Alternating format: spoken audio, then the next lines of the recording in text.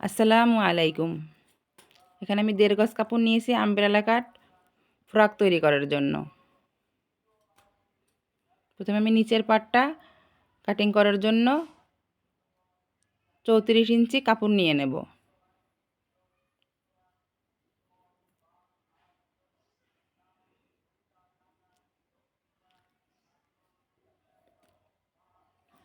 নিচের পাটটা কাটিং হয়ে গেল, আমি সরিয়ে রাখলাম। এবার আমি বডি পার্টের জন্য বডি পার্ট হবে লম্বা হবে ৯ ইঞ্চি, এক্সট্রা নিয়ে নেব ১ ইঞ্চি, ১০ ইঞ্চিতে মার্কিং করে নিলাম।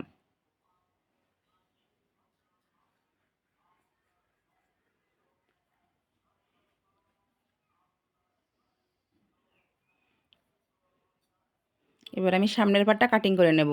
আমার ১২ ইঞ্চি বডি, আমি এক্সট্রা নিয়ে নিলাম ২ ইঞ্চি, ১৪ ইঞ্চিতে মার্কিং করে দিলাম।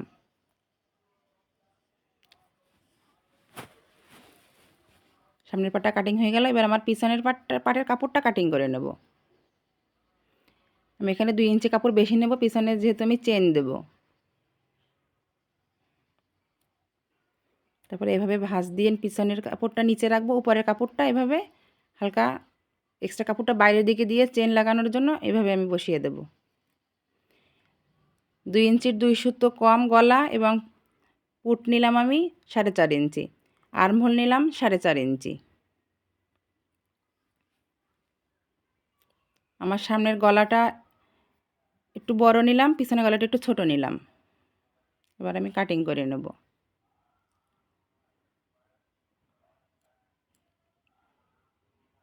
আগে আমি পিছনের গলাটা কাটিং করব, তারপরে পিছনের পাটটা সরিয়ে রেখে এখানে আমি চেন লাগানোর কাপড়টা আলাদা, সেটুকু আমি কাট বসিয়ে দেব।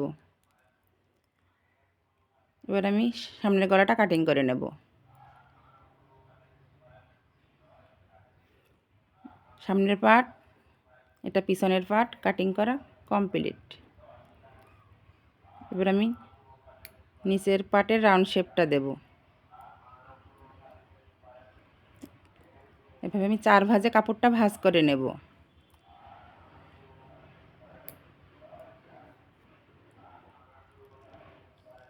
এখানে 3 ইঞ্চিতে মার্কিং করে দিলাম।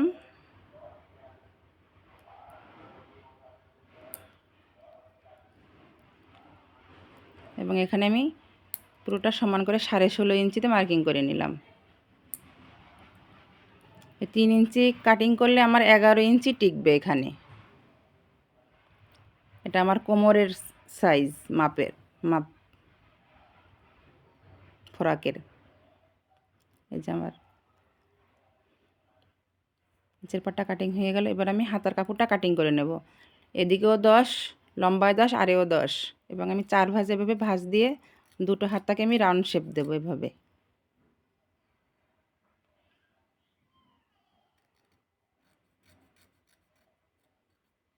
এই যে আমার দুটো হাতা বের হয়ে গেল।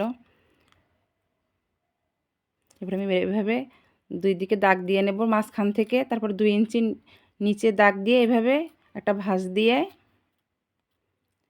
এভাবে একটা রাউন্ড করে দেব। আমি এটা আমার আর্মহোলের সাথে মাপ দিয়ে করে নেব আমি। এই যে এবার আমি চলে আসলাম সেলাইতে।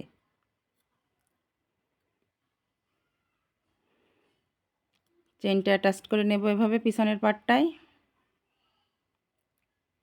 চেনটা অ্যাটাচ করা আমার কমপ্লিট। এবার আমি দুটো পার্টের কাজটা জোড়া দিয়ে নেব। এবার আমি এভাবে ফিতেটা অ্যাটাচ করে নিলাম, তারপরে দুটো পাট এক জায়গায় করে এভাবে আমি সেলাই বসিয়ে দেব। দুই পাশ আমার কমপ্লিট। এভাবে আমার দুই পাশ কমপ্লিট হয়ে গেল সেলাই। এবার আমি এভাবে একটা ভাঁজ দিয়ে এখানে 1/2 ইঞ্চি একটা রাউন্ড শেপ দিয়ে নেব, আমার ফোরাকের যাতে কোনা না ঝুলে যায়।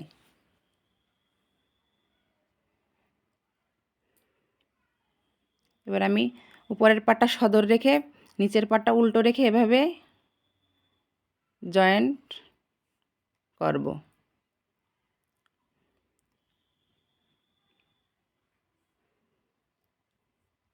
ঠিক এভাবে ঘুরিয়ে ঘুরিয়ে জয়েন্টটা করে নেব। আমার একটা পাটও ছোট বড় হয়নি, দেখেন একদম সমান হয়েছে দুটো পাটই।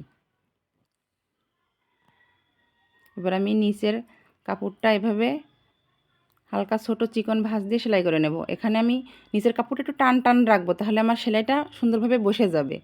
না হলে নিচের কাপড়ে টান রাখলে না হলে কিন্তু জিনিসটা সুন্দরভাবে বসবে না, এটা খেয়াল রাখবেন আপনারা। এবার হাতার চারিপাশটা এভাবে সেলাই করে দেব।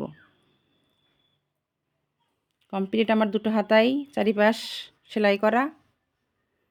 এবার আমি বডির সাথে অ্যাটাচ করব।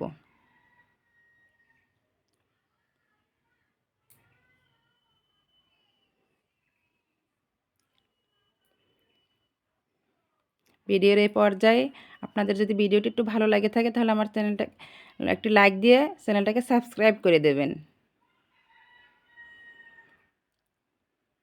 এবার আমি গলার পাইপিংটা দিয়ে নেব। প্রথমে আমি উল্টো দিক থেকে জয়েন করে এবার আমি সদর দিক থেকে এভাবে ঘুরিয়ে ঘুরিয়ে পাইপিংটা বসিয়ে দেব। এটা আমার কমপ্লিট লুক ফ্রকের। যদি আপনাদের ভালো লেগে থাকে অবশ্যই একটা লাইক দেবেন। আসসালামু আলাইকুম।